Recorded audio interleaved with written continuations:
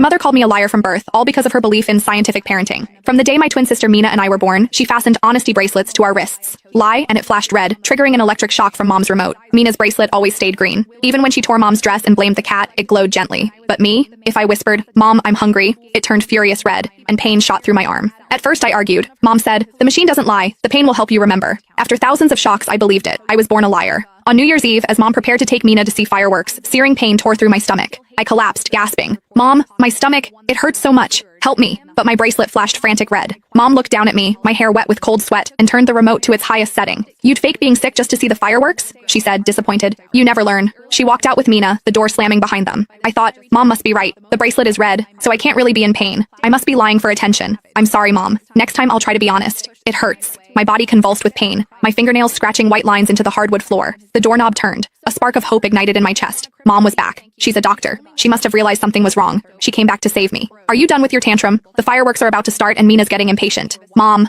I whispered, my voice barely audible, stretching a trembling hand toward the door. "It really, really hurts. It feels like my insides are tearing apart." She glanced at the frantic red light on my wrist. She knelt, her fingers digging into my chin, forcing my head up. Her voice was laced with fury. "Audrey, when are you going to stop this act? You're pathologically incapable of telling the truth. You can stay in here and think about what you've done." Dad called from the entryway. "Honey, let's go. The show's starting. If Audrey doesn't want to come, she doesn't have to. Should we leave her some dinner?" Mom stood up, brushing her hands together as if she'd touched something filthy. "Leave her dinner? For what? There's a whole stash of junk food in her closet. She bought it with the money she stole last week. She won't starve. Lock the door. She can come out when that bracelet turns green." "But," Dad hesitated. "But what? Spare the rod. Spoil the child. Look at Mina. So honest, her bracelet is always green. Audrey is rotten to the core. She needs to be corrected." But my closet was empty. Mina was the one who took the money. Mina was the one who ate the snacks. She had just stood there, her bracelet glowing a soft, innocent green, and said, "It wasn't me." And Mom believed her. When I tried to say I didn't take it either, the red light flared, and the electricity came. I watched Mom turn to leave. Mina peeked through the crack in the door and made a face at me. "Bye-bye, Audrey. We're off to see the pretty fireworks." Her bracelet, a steady verdant green. It was beautiful. Thump. The door slammed shut. I heard the deadbolt slide into place. The house fell silent. It was just me and the saw blade working its way through my gut. It hurt so much. But Mom was right. The machine doesn't lie. The bracelet is red, so I must be lying.